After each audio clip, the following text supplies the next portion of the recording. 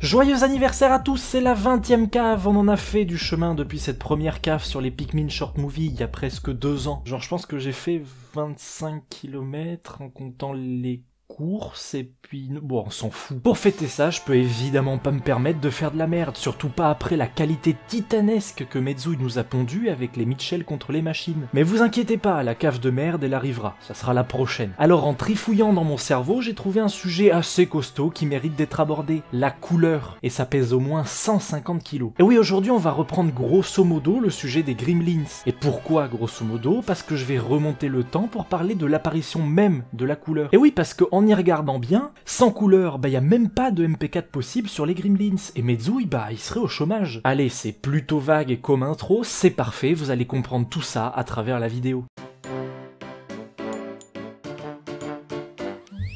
Si vous avez un âge raisonnable, vous pouvez affirmer aussi bien que moi qu'on a grandi avec des films et dessins animés en couleur. Et j'apprends rien à personne en disant qu'avant, les films étaient en noir et blanc. Jusque-là, on est d'accord. Mais en y réfléchissant bien, comment est-ce que la transition s'est faite?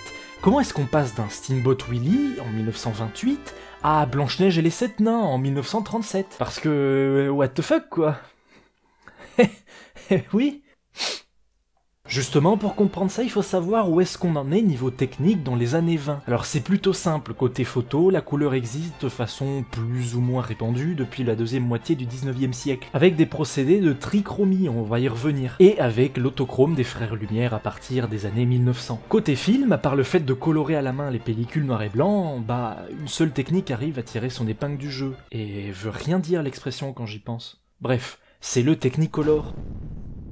Technologie qui va rendre obsolètes les autres procédés existants. Donc inventé entre 1914 et 1916, le Technicolor consistait à l'époque, en gros, à diviser le spectre de couleurs en deux, avec un prisme, et à l'envoyer sur 2 pellicules. Ensuite, pour projeter, on passait ces pellicules derrière un filtre rouge et vert. En les superposant, ça donnait une image en couleur. Sauf qu'avec uniquement 2 filtres, ça limite logiquement l'étendue des couleurs que ça peut recréer, et ça sera très peu utilisé. Plus tard, vers la fin des années 20 et le début des années 30, le Technicolor évolue vers celui qu'on va tous connaître là, et puis oui, là aussi, ouais, voilà. Bref, c'est celui qui restera d'actualité jusqu'aux années 70. Cette fois-ci, c'est fini, les filtres, on enregistre sur 3 bandes de pellicule, 3 fois la même image à travers un filtre rouge, bleu et vert. C'est le retour de la fameuse trichromie dont j'ai parlé tout à l'heure. Puis, en superposant chaque positif, on arrivait à recréer le spectre de lumière entier. Donc revenons-en à nos cartoons, eux aussi ont droit au Technicolor qui va révolutionner leur univers, je m'explique. Au début, par exemple, avec Fiddlestick, sorti en 1930 et considéré comme le premier cartoon couleur, on a exactement les mêmes codes que dans un cartoon classique, à l'image de ce brave Steamboat Willie. La couleur elle est en plus, elle apporte un rendu sympa, mais en vrai elle sert un peu à rien. Les décors sont fades et assez vides, et l'histoire de ce cartoon pourrait se lire de la même façon s'il était en noir et blanc. À part pour cette souris là, qui rendrait beaucoup moins mickesque sans ses couleurs, regardez là.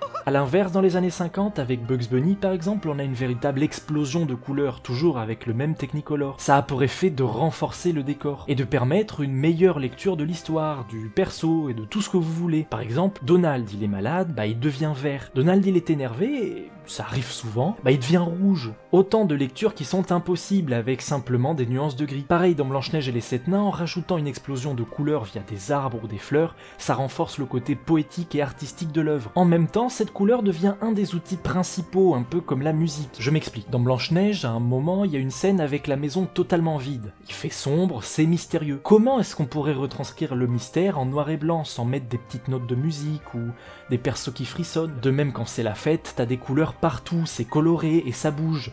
Là oui, on pourrait mettre plein de persos qui dansent, même en noir et blanc, on comprendrait, mais quand même, avec les couleurs, il y a des émotions qui y sont associées. Ce qui va ouvrir la porte à la symbolique des couleurs dans le cinéma, si cher à Mezouille, avec le fameux rouge égale méchant, le bleu égale la confiance, etc. Et on en revient au MP4. On s'éloigne donc du simple gag que pourrait être un Donald crève par exemple. D'ailleurs, vraie masterclass ce cartoon, vraiment, si Dinosaurier n'existait pas, je vivrais que pour lui. Mais il faut savoir que ce laps de temps où l'innovation, quelle qu'elle soit, n'est pas vraiment utilisée à son juste potentiel, comme pour Fiddlestick, c'est normal. Il faut laisser le temps pour comprendre l'étendue des possibilités qu'on a. J'en ai déjà parlé dans ma cave sur Mario 64, où les problèmes de caméra étaient dus à la nouveauté que représentait la 3D dans un jeu vidéo. Toujours dans le jeu vidéo et pour rester dans le thème de la couleur, on peut citer le passage de la Game Boy à la Game Boy Color, où beaucoup de jeux n'utilisaient la couleur que pour dire Bah salut, moi je suis les couleurs et je suis présent. Comme Mortal Kombat 4 sur Game Boy Color, qui est juste hideux, genre regardez ça quoi, il y a des couleurs juste pour justifier sa sortie sur Game Boy Color, quelle angoisse! Si on remonte encore plus loin, le cinéma en tant qu'innovation correspond à ça aussi. On a mis quelques années à comprendre son réel potentiel et à se rendre compte que filmer des trains entrant en gare c'est bien, mais qu'on peut aussi faire de la fiction avec ce cinéma. Et ça, Georges Méliès l'a quand même compris assez vite. Du coup les amis, j'ai pas parlé d'un exemple en particulier durant cette cave, et ça change d'habitude, mais j'espère que ça vous aura plu quand même. Faut bien que je me réinvente en 20 épisodes, et si vous voulez regarder Fiddlestick pour voir de plus près de quoi je veux parler et comparer avec un bon vieux Bugs Bunny après, eh ben je vous mets le lien dans la description. Et du coup, il me reste plus qu'à vous dire salut les petits potes.